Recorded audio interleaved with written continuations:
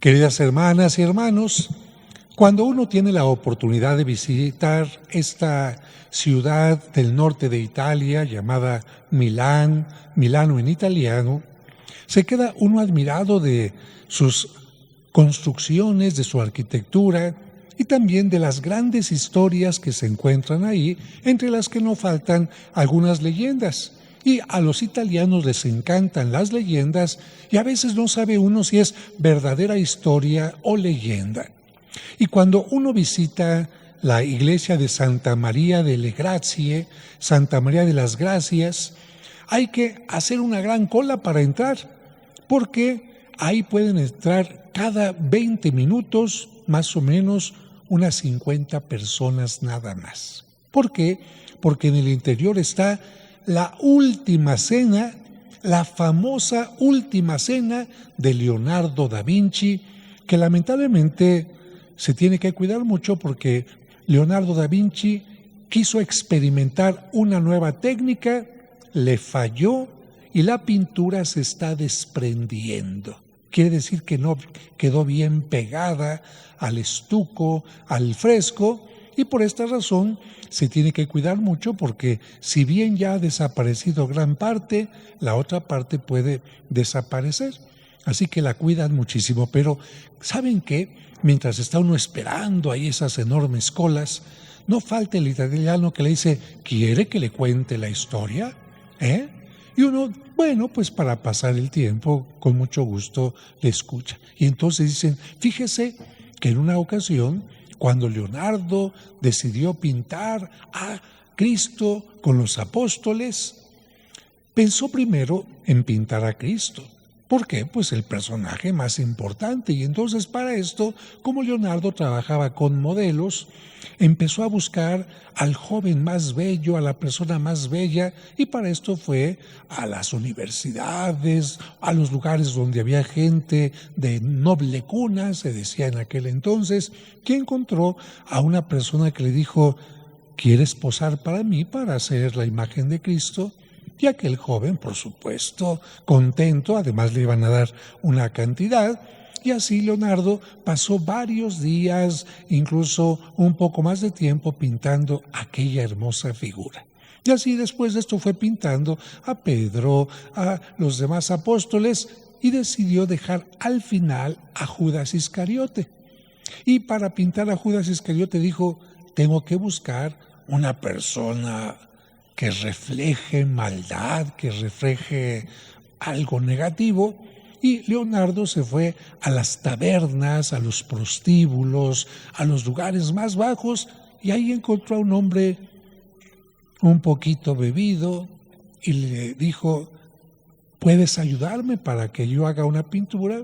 Y aquel hombre movió la cabeza, asintió. Te voy a dar dinero.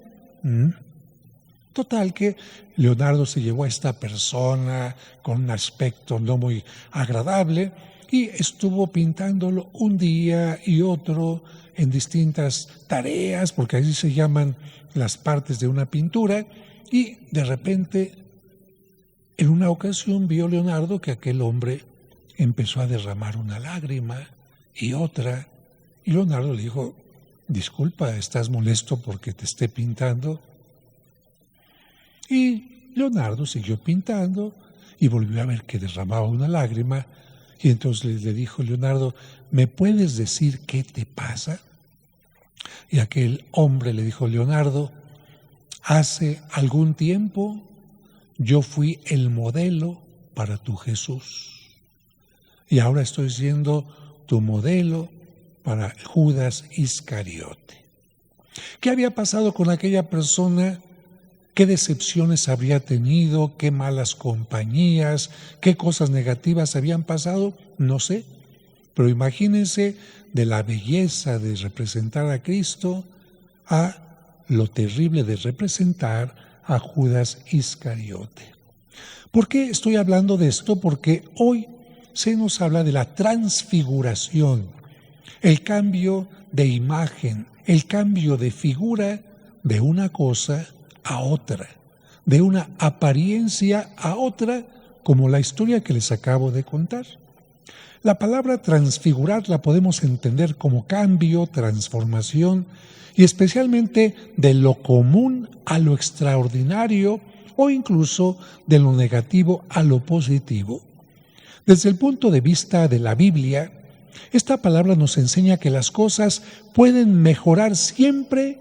Fíjense, mejorar siempre cuando nos unimos a Dios y hacemos lo que está de nuestra parte, porque las cosas no cambian solas por el puro deseo.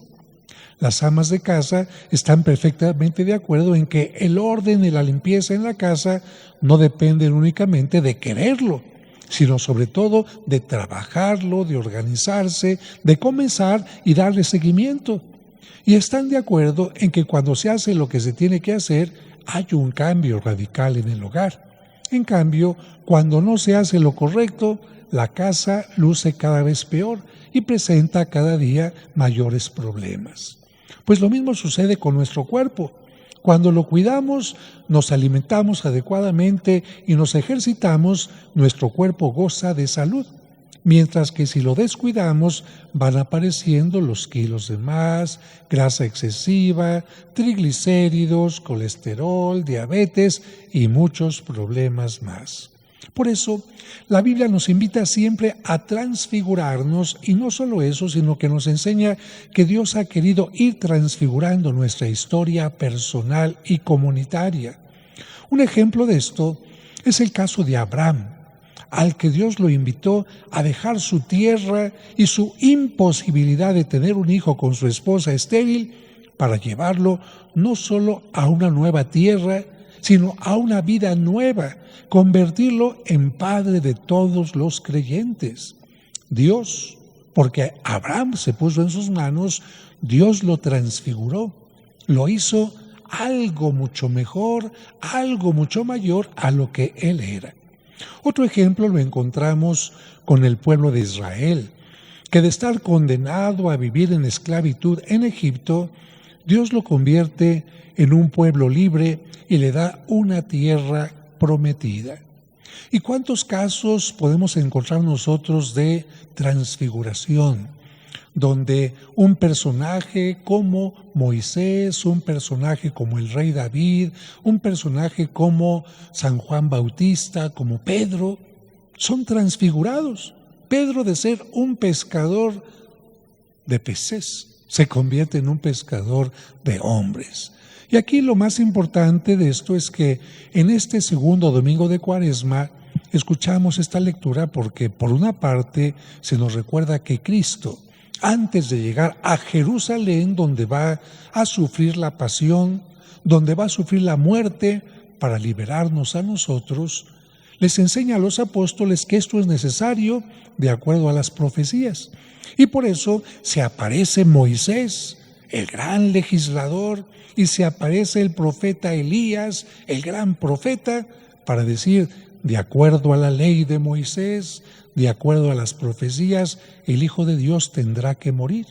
Y Cristo, sabiendo que va a ser sacrificado, no tiene, vamos a decir, miedo, tiene cierto temor, pero aún con este temor dice, vamos a cumplir la voluntad de mi Padre.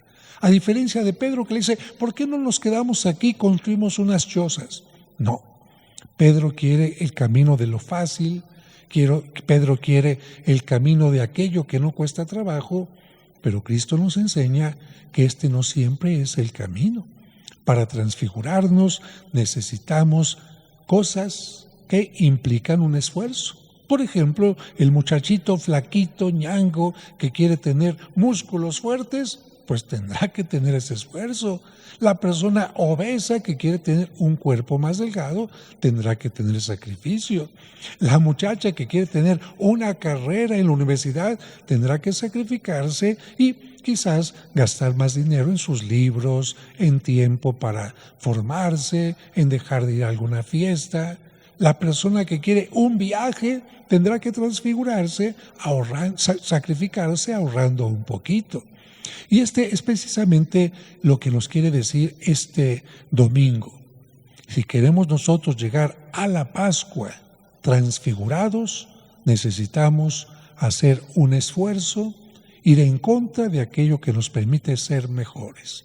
Porque de lo contrario tendremos la transfiguración a la inversa, así como la de Leonardo da Vinci, del Cristo al Judas Iscariote, o bien, si nos esforzamos, podemos tener la transfiguración de ser mediocres a ser mejores, de ser mejores a ser excelentes. Y de eso se trata precisamente el tiempo de Cuaresma, por lo cual hacemos ayuno, por lo cual tenemos alguna abstinencia, por lo cual hacemos muchas cosas más, especialmente obras de misericordia.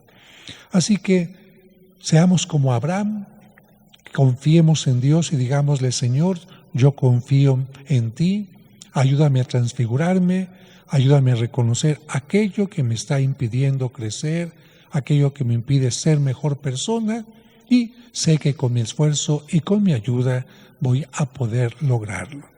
Y una última palabra en este momento, porque siempre es necesaria la oración por aquellas personas a las que vemos de repente que se desinflan en su ánimo, que se desinflan en su lucha por el bien, que de repente pierden el entusiasmo porque las cosas no les salen bien.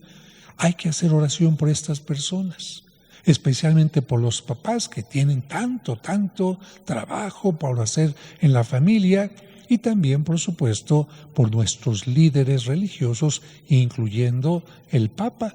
A veces se nos olvida que el Papa, cualquiera de los papas que han habido, conforme va pasando el tiempo, pues van envejeciendo, van perdiendo fuerza, van pudiendo tener alguna enfermedad y tendrá que venir el desenlace. Pero siempre, sean jóvenes o sean mayores, estén enfermos o no, pidamos siempre por nuestro pontífice, y eso lo hacemos generalmente en la oración de los fieles.